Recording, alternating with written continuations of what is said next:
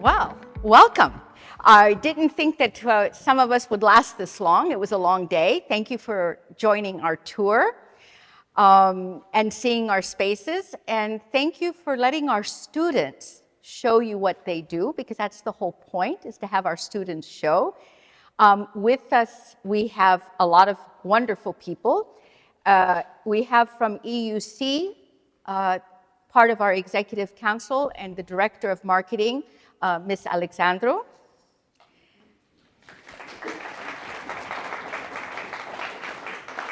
The chair of our department here, Dr. Costarelli. And I can't tell you so much about our wonderful faculty, our full-time faculty, our visiting faculty, our one and only clinical professor, Dr. Kaisidis, who was kind enough to bring us some wonderful guests to see our school. So thank you all for joining us. If there's not enough room, we have the second room next door, guys. So for a very short process, I'd like to introduce you to EUC. I want to tell you a few things, because most of you are here because you're trying to choose a medical school. You're trying to choose a university. So I want to give you some hints what we think are important. I've been doing this job for many years, so I think there's some things that you might want to consider. Of course, I want to introduce European University Cyprus, our School of Medicine, which you're here to see, a little bit about who we are, our profile, and then I'd like to tell you, who are interested in applying, what we are looking for in our applicants, and then to give you a few words about the student journey. What is your journey like? So you want to be a doctor. That's why you're here. Where should you apply? There are a lot of things that you need to consider. What is the location of the university? What's the campus like? What's the reputation like? What's the program like? What are these general considerations about the campus and the program? What type of program is it? Is it a 5-year program, 6-year program? What's the teaching style like? Are you put in an auditorium with 400 students? Or are you taught in small groups? Do you have any choices as a student? Are you simply told what to do? And what is the curriculum like? How are the courses organized? Do you have contact with patients? So choosing the perfect university for you has a lot of things that you need to take into account. Teaching program, how innovative it is, the ratio of the faculty to the students, your opportunities over and above the program, and actually what the program is like, what the curriculum is like. So these are just food for thought as you listen to me, but not just as you listen to me, as you go on your search for where do you want to study medicine. So a little bit about European University Cyprus. Well, we're part of Europe's largest education group, Galileo Global Education, with more than 55 institutions now and over 200,000 students. European University Cyprus has received QS Stars 5 from QS Top Universities. 5 stars, that's the highest rating that we can receive. But we've also received this 5-star rating in many of our areas, our teaching, our global engagement, our diversity, online learning, employability, and so on.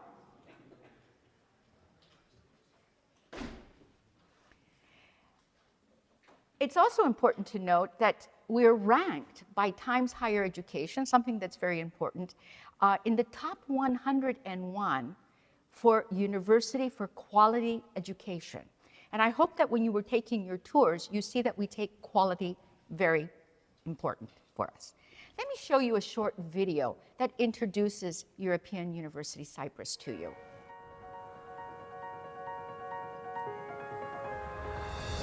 European University Cyprus is a leading international university which stands apart for its high academic values, its modern campus, and its commitment to the wider community.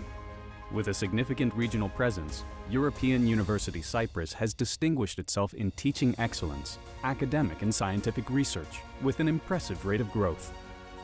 QS Top Universities, the most authoritative international rating organization, has awarded European University Cyprus the status of being a 5-star institution for overall performance.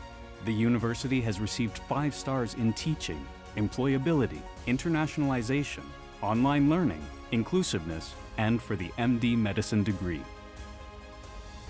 Times Higher Education Impact Rankings placed European University Cyprus among the top 201 universities worldwide in the areas of innovation, industry, and infrastructure. European University Cyprus is part of Galileo Global Education, Europe's largest education group with more than 170,000 students. Its auditoriums have hosted globally acclaimed personalities. Its lecture halls have been graced with internationally acknowledged academics. Committed to an international growth strategy, European University Cyprus has expanded its presence in the heart of Europe with the establishment of the School of Medicine in Frankfurt. Take one step forward onto the unfolding path of your future. European University Cyprus will give you the knowledge and the power to begin that journey.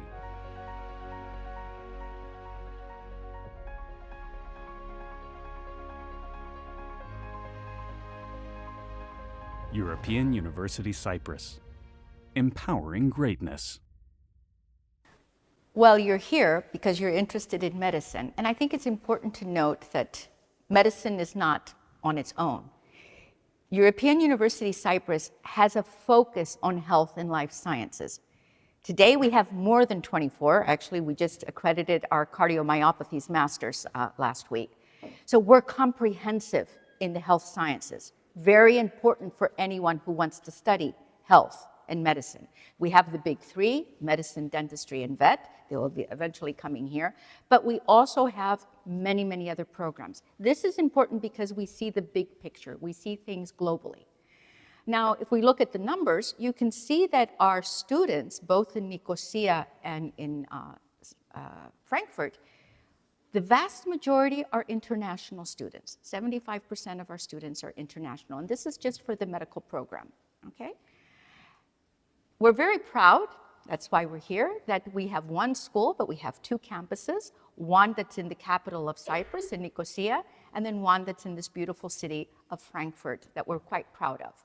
So Nicosia, large student population, we have many universities there, and of course, Frankfurt is a vibrant city, very, very compatible to student life.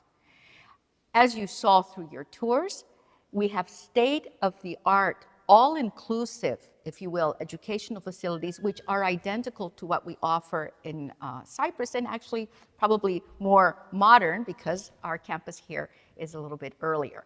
So we have one degree, one school, but two locations. And eventually the door will be opening for some of our students who wish in the second and third year to move between the two campuses if they need. This will make sense when I talk to you about our global track in clinical training.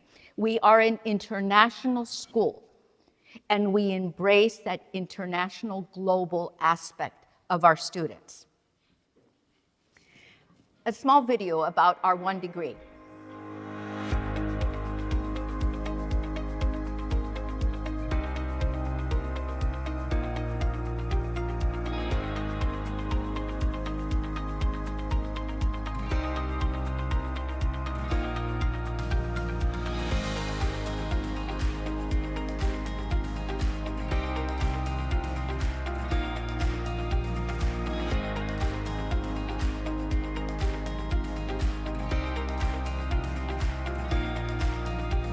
There's so many things which I appreciate about this university. Just the open door policy we have here, like, you have a problem, talk to us.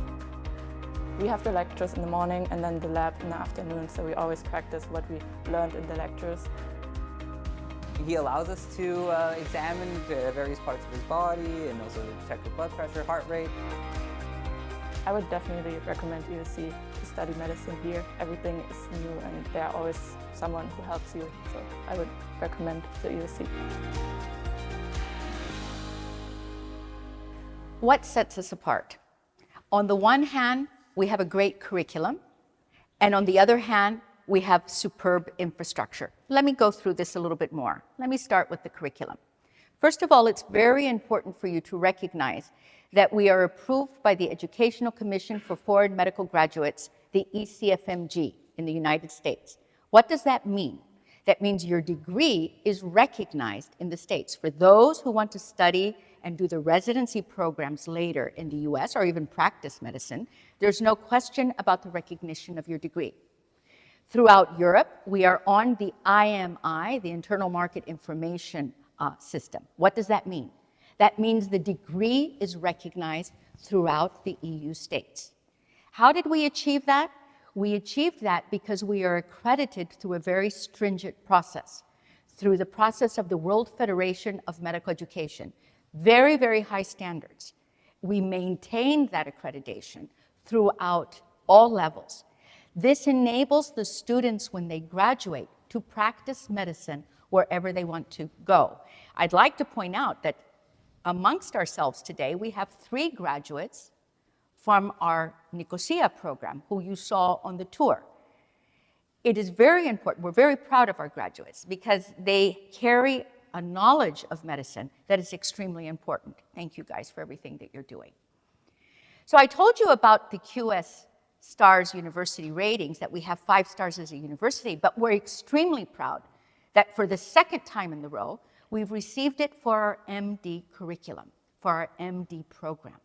Our program is that strong. So for the 2nd time in a row, and we're the only school in the region that has received this.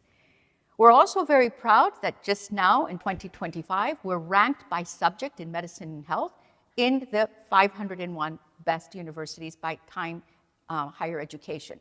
Now you're going to say, Dean, what's the big deal? Let me tell you what the big deal is. We are a very young medical school with a very fast trajectory, and in a short period of time, not only have we achieved 5 stars for our curriculum, but we've been ranked in the health medicine area by Times Higher Education.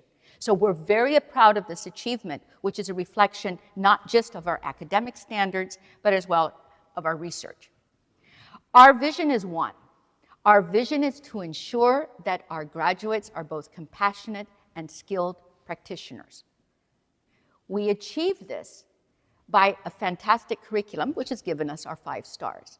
It's called a competency-based integrated spiral curriculum. A lot of words, but it means a lot.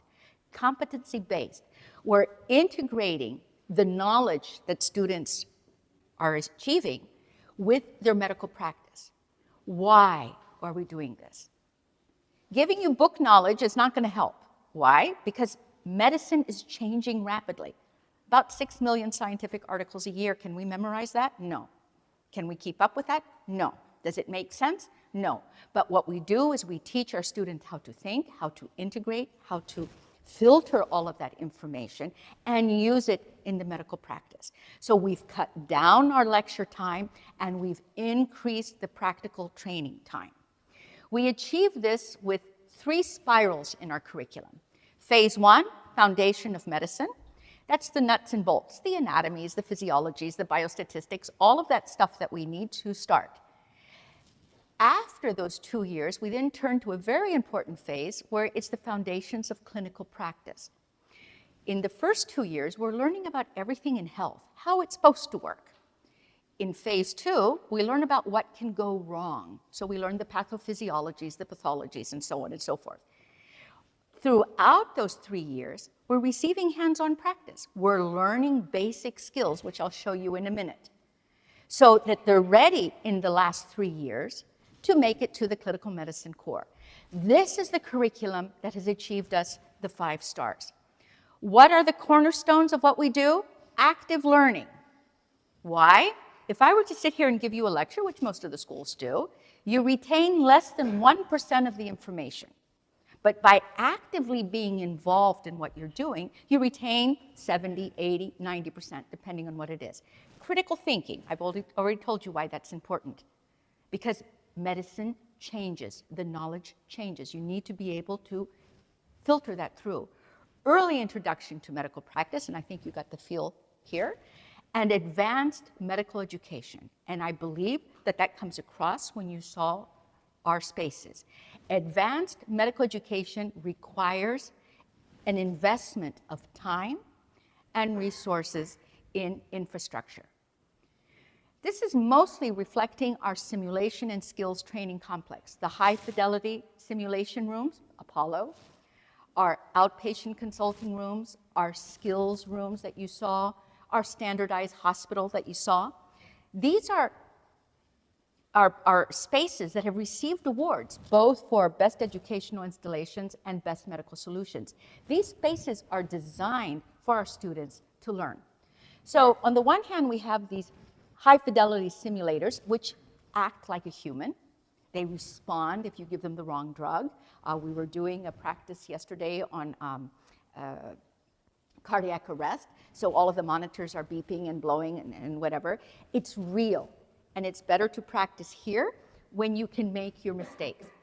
Task trainers, on the other hand, are more focused. You learn a specific procedure, how to put in an IV line, how to intubate, and you're able to practice it over and over before you go to the hospital. I think the best way to show you this is if I show you a short video.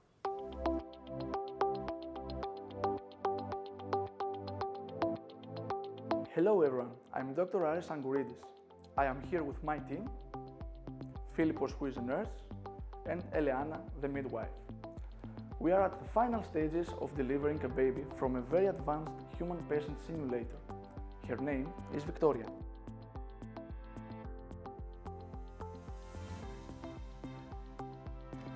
Victoria, as well as the rest of our simulators, look and act like real patients. As you can see, we are in a room that is exactly like a real hospital room with all the equipment and monitors that you would normally expect to find there. And everything we see in the monitor has been programmed in a way that shows exactly what happens with every action we take, either correct or wrong. We have several simulator rooms with different mannequins. With each simulator, you are given the chance to practice real-life medical events or scenarios like delivering a baby, which we are currently performing here. So, what do we do here at the European University Cyprus?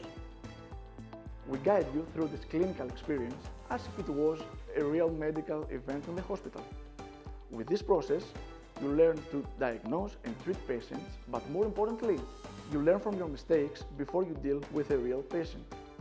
At European University Cyprus, you practice on simulation from the first year of your studies. And by the time you get to the clinical training, which is in year 4, you will be experienced in a really wide range of medical scenarios. We are now in our simulated hospital world, where we have set up some of the stations we use to train our students to do various clinical skills. If you look around, you see exactly what you would see in a real hospital world, including all the equipment, even a nurse station. As you can see here, for example, Pani, she's performing a heart ultrasound. Under our guidance and predefined scenarios, she's learning how to do an ultrasound and actually recognize any normal structures or any pathological findings.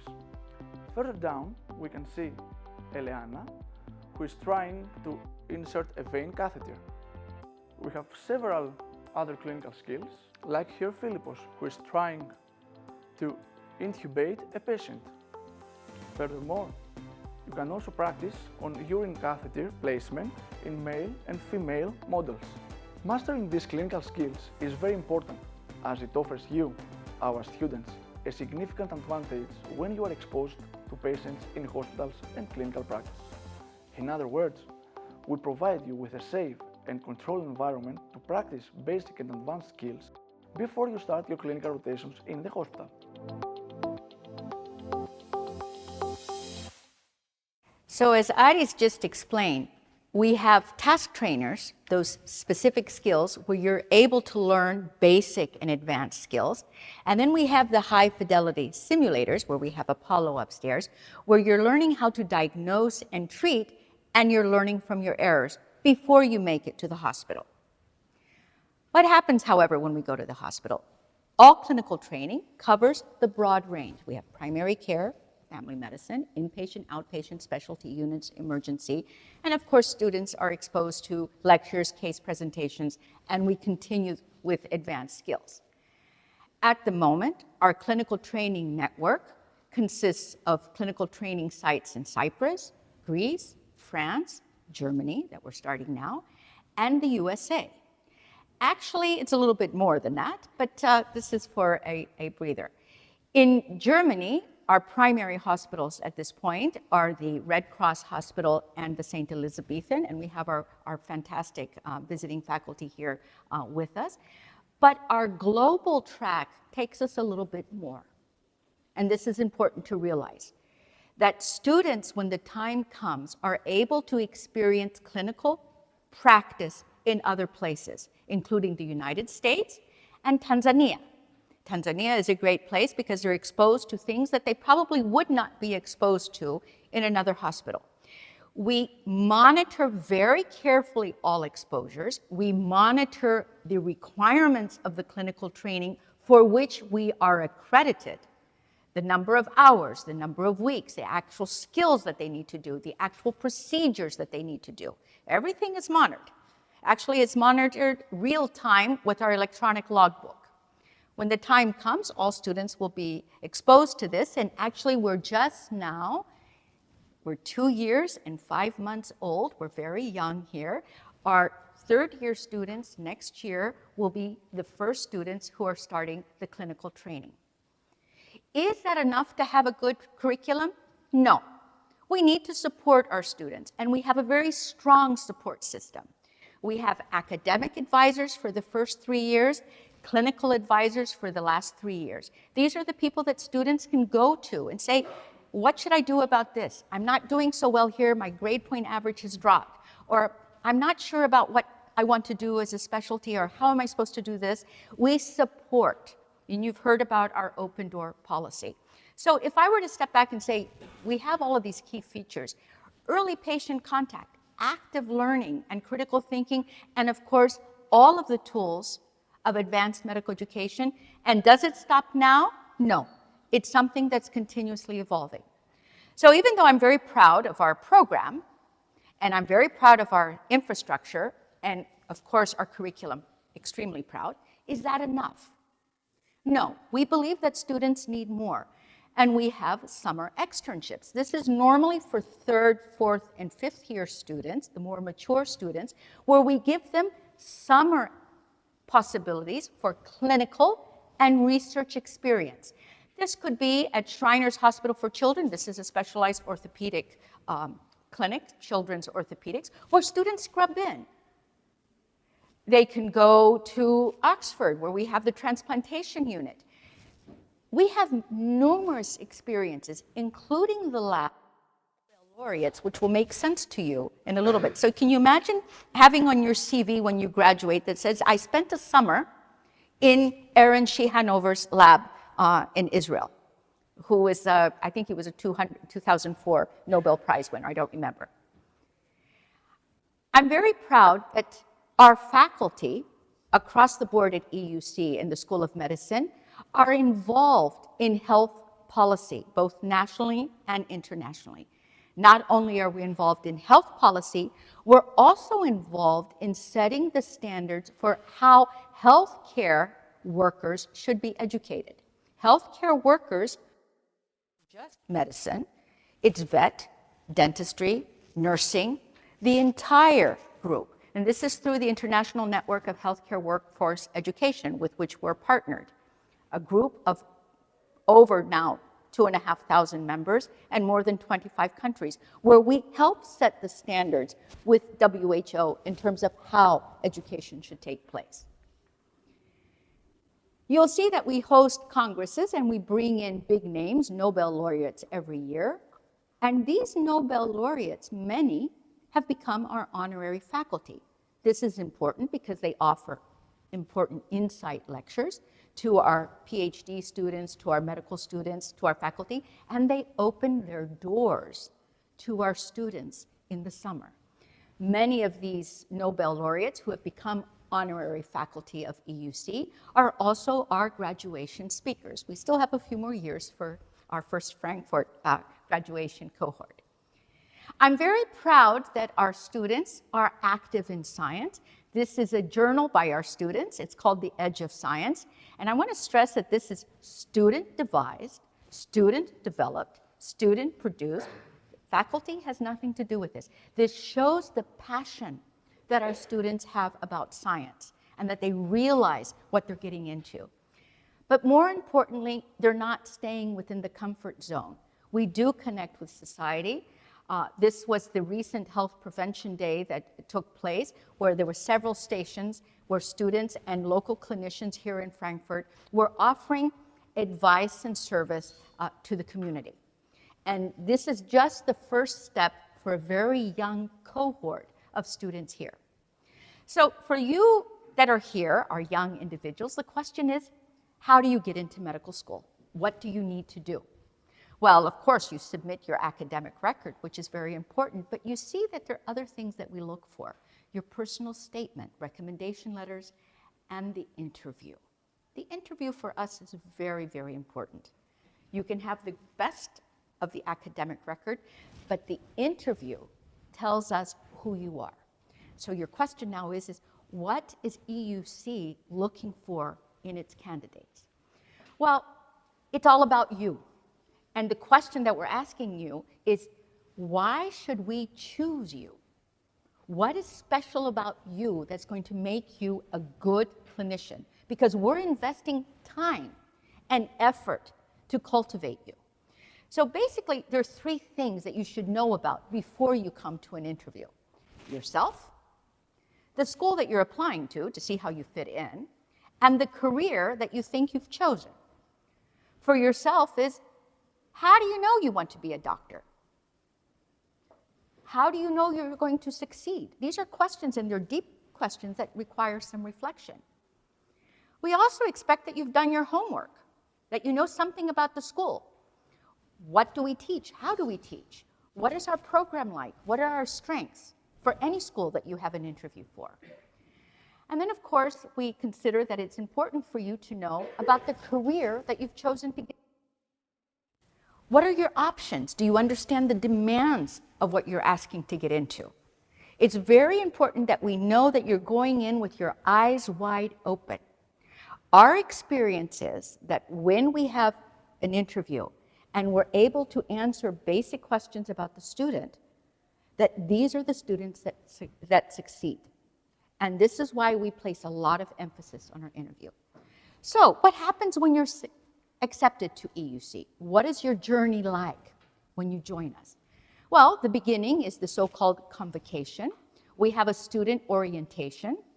We tell you about your program. We give you the nuts and bolts about what you're doing. And there's the so-called white coat ceremony. During this ceremony, which is very important for us, we also have an oath. This is not the Hippocratic Oath, but it's an oath where the student pledges their dedication to the ethics and standards of studying medicine. Here is our second white coat here in Frankfurt, and you notice that the student comes up on stage and the faculty put the white coat on them. Why is this important? Because the faculty is telling each student, I am here to teach you. I am here to mentor you. I'm going to guide you. The symbolism here is very important. Let me show you our second white coat ceremony.